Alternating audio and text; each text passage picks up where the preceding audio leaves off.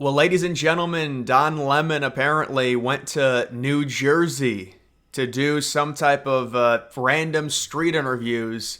And I don't know if this is edited together to make it seem like he's interviewing all these people and they just all support Trump. But this is pretty funny when you look at it. We've got other stuff too, but let's just watch this. Like you say, welcome to Atlantic City. We're here in Jersey, Atlantic City. Who do you support? Trump. I plead the fifth. Trump for the win. Tell me why.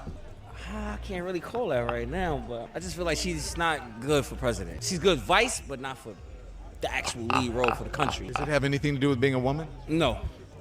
The woman card.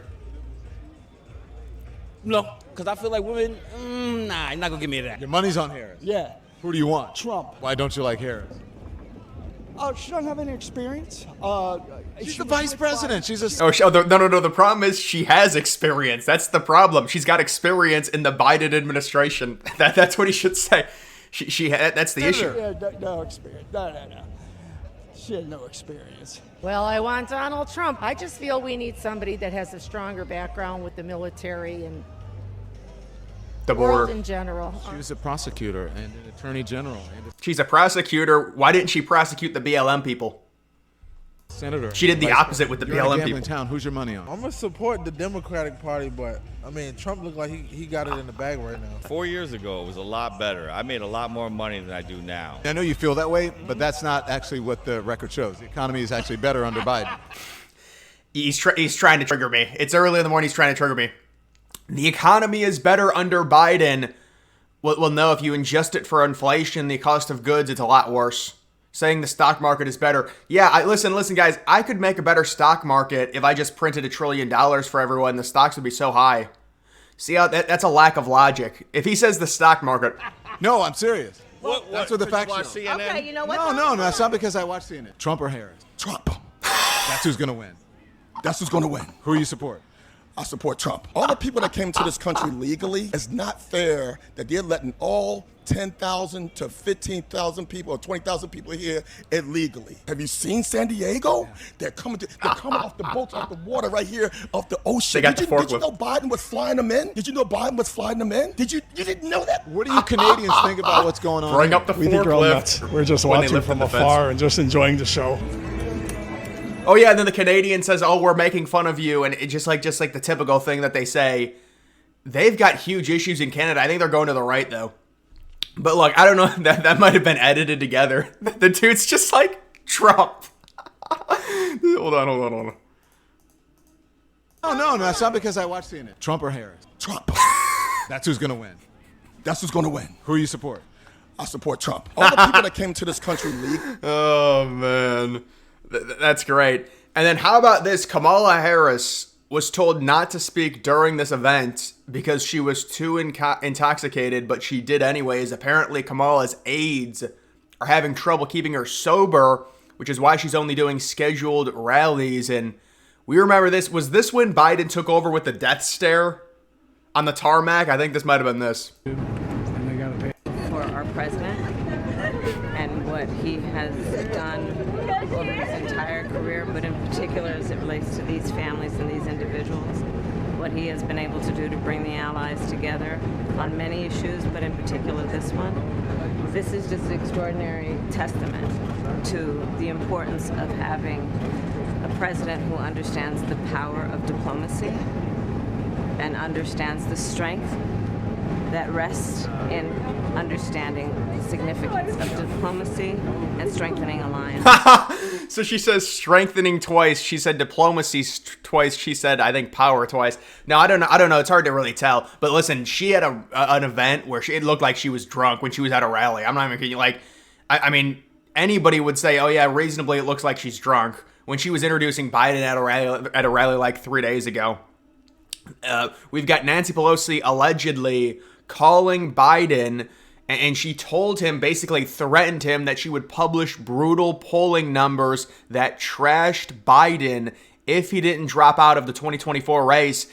And guys, what I had said, if you remember those Biden internal numbers that came out that had him losing like New Mexico and New Jersey, I thought that the Democrats purposefully leaked those numbers, and I think this lends credence to the idea that they did to try and make Biden look as bad as possible in the Democratic public eye so that they would all turn on him, realizing he's got no chance to win. See how the intricate stuff works out here? This is very interesting. Nancy Pelosi now, I mean, this is full-on threats. It's so anti-democracy. He won the primary with 14 million votes. He got like 97%, 98% over Marianne Williamson and the other dude, the no-name dude. And so now this is happening, and you can still see this. Congressional Democrats want Kamala Harris to wait until after the election to give her policy agenda. I still think that's got to be a troll or something. There's no way. There's seriously no way. Post Nate Silver 538 is such a disappointment. Forecast suspended.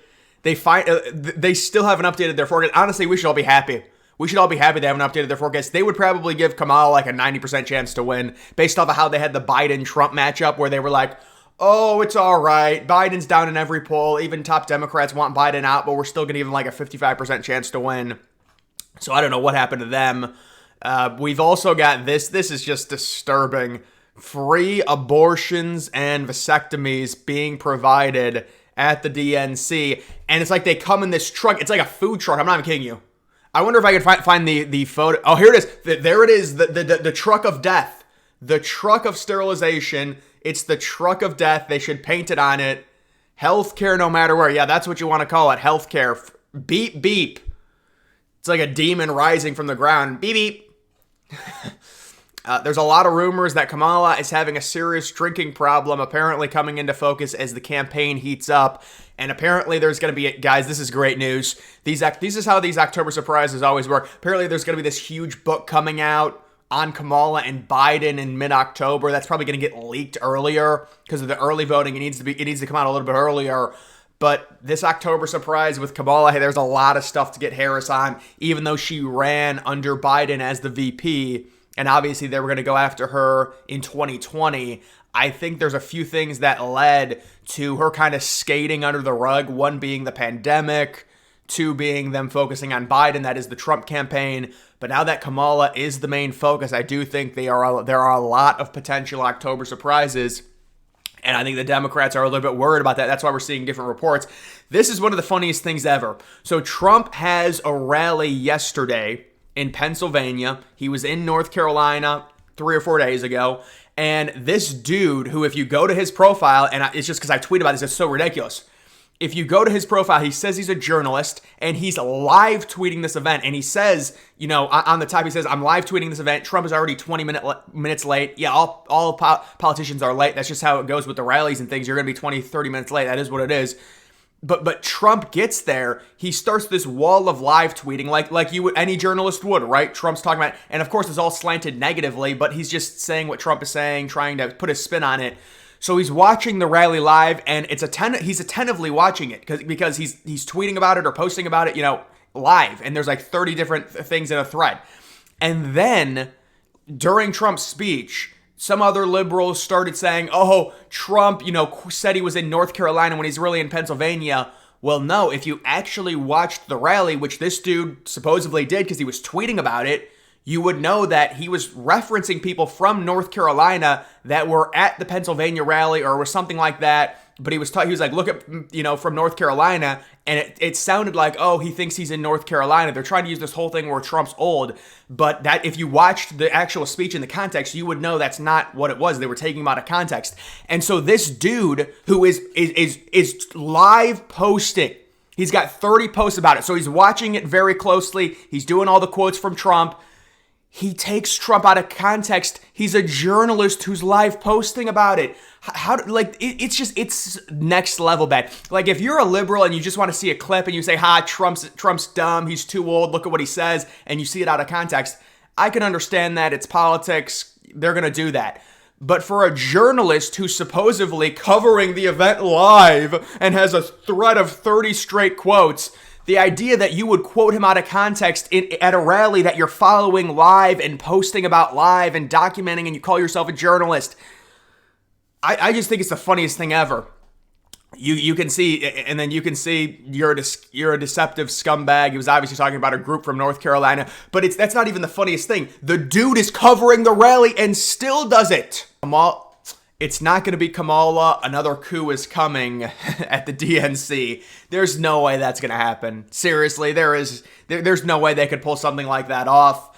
I do think that with CNN and some of the liberal media coming after her, the reason they're doing it, at least I believe, is because it's just horrible policy that she's proposed, and they realize it, and so they're trying to get her to change it, honestly.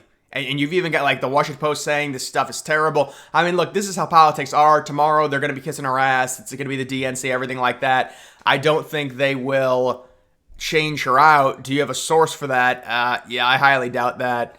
I don't think it's going to happen. There's just no way they could change out Kamala after already changing out Biden.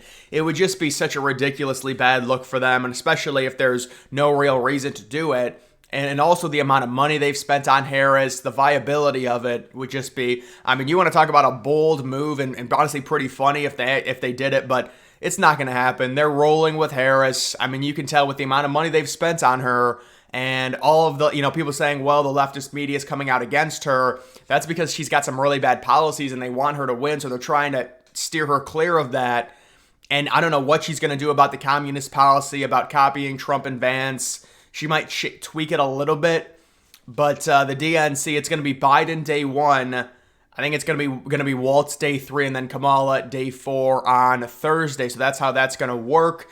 And then I will give everyone an update on the betting, just because it has been moving a little bit. If we can do the U.S. election update, and now it is tied. So it is officially tied. Now that doesn't surprise me because Trump had gotten some good numbers. And so now they're both tied at around 49% with really no one else in the race, if we're being completely honest. But either way, guys, that is going to do it for this video. Make sure you follow me on X. Link to that's always in the description.